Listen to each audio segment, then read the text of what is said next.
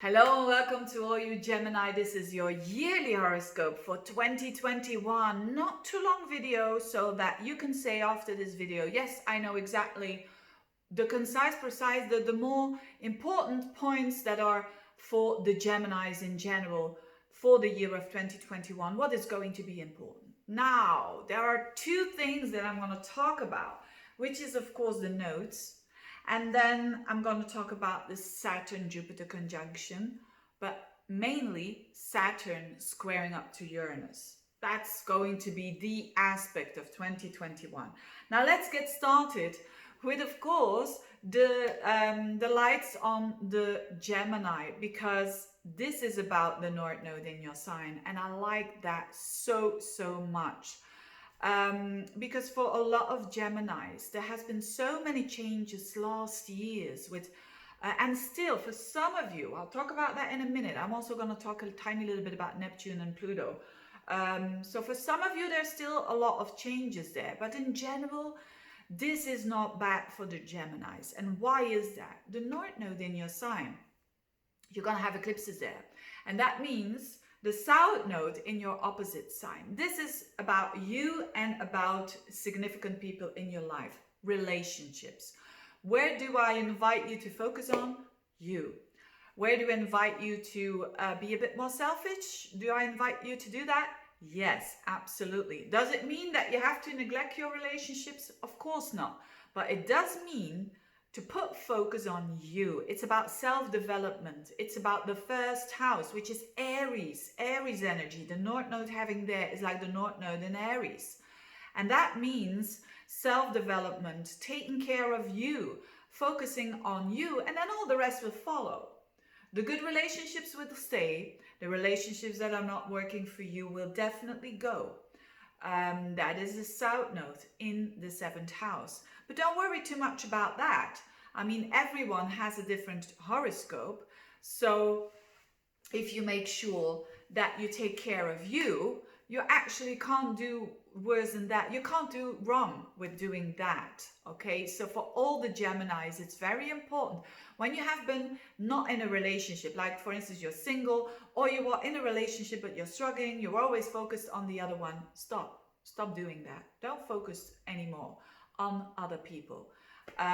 Focus on you. And as I said, really, I've seen it time and time again when the nodes shift into the first house, the North Node that is, you're focusing on you and you attract exactly the people that you want to attract. So this is really good news. And the South Node means that there is this, with having the South Node in the 7th house, there is this letting go of you always want to, or some of you want to fill up other people's cup, or want to people please. For those of you who are a bit like that, I kind of spitting last time I was saying this, sorry.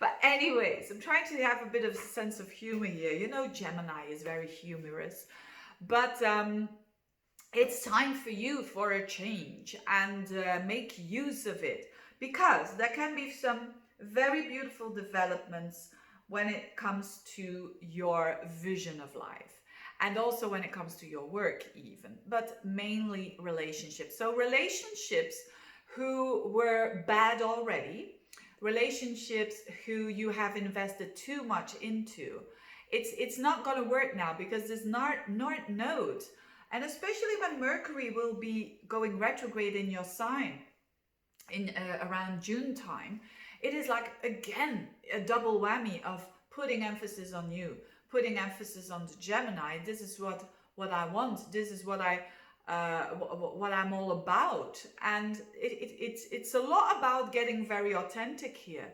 And it's also a lot about, you know, if it's not working anymore, it's not your fault or their fault, but it's a time of readjusting, realigning.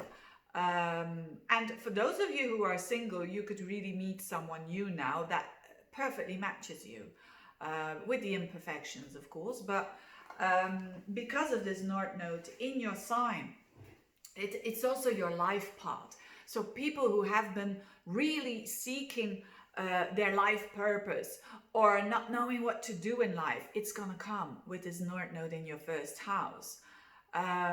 You know, the puzzle is really going to fall and saying, yeah, that's my life path, that's what I want to do in life. So it's not just relationships, it's also your destiny, which is the first house. So reinventing yourself, it's all on the it's all coming for you, Geminis. It's just started. It has just started. Now for a few of you, there will be a bit of confusion with Neptune in your 10th house, but also only for a few of you who've got planets between 18 degrees and 23 degrees of Gemini.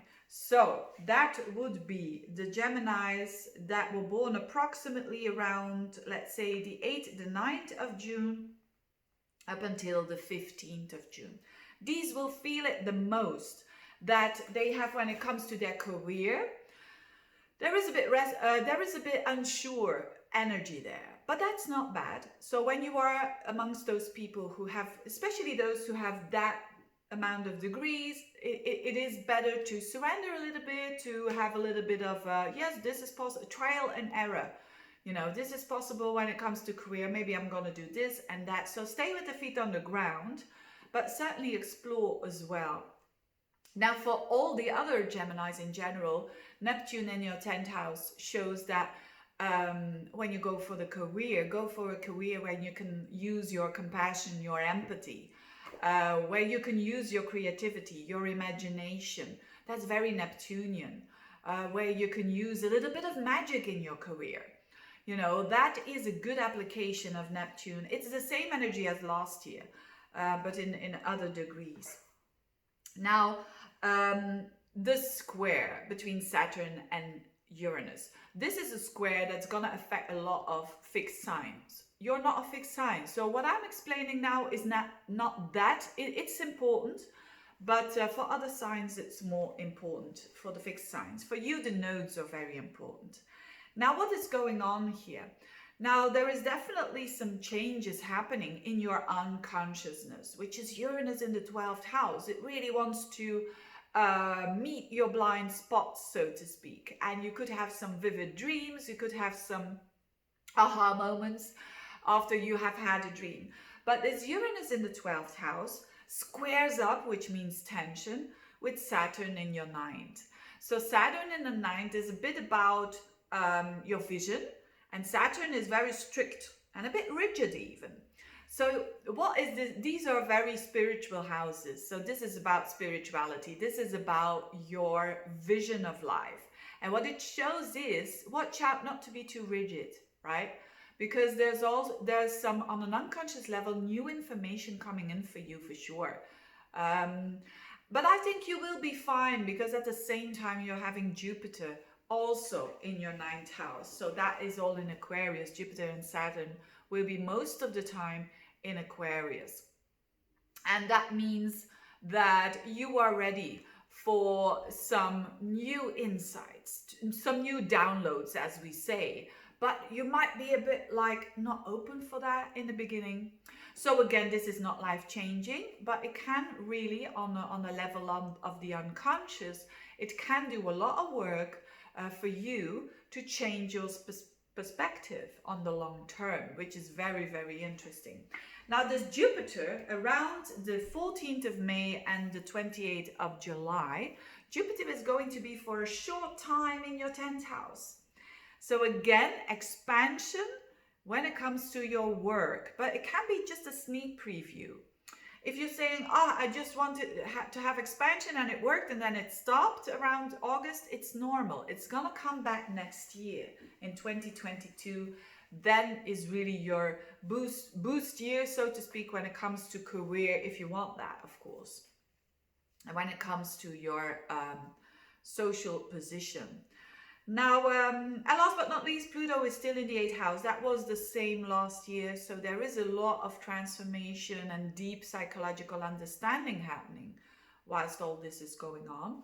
Or more on a money level, you know, the breaking down of, you could say, being dependent on other people's resources, whether it is money, whether it is emotional support. It's a lot more about you. And it's a lot more about being self-sufficient. I already talked about that last year as well, because that's the same. But I think all in all, for the Geminis on a relationship level, some new stuff, new revelations coming in because you are changing.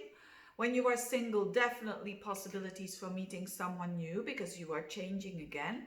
And when you are changing on the inside, your outside is changing as well.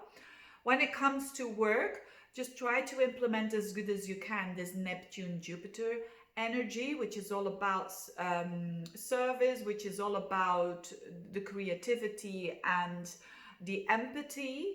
And yes, your vision is changing. That is the background. Your vision is changing for the better, and that's a good thing, because then afterwards everything changes. Anyways, have a very, very good 2021. I'm sure you're gonna do well. Thank you for listening, and bye bye.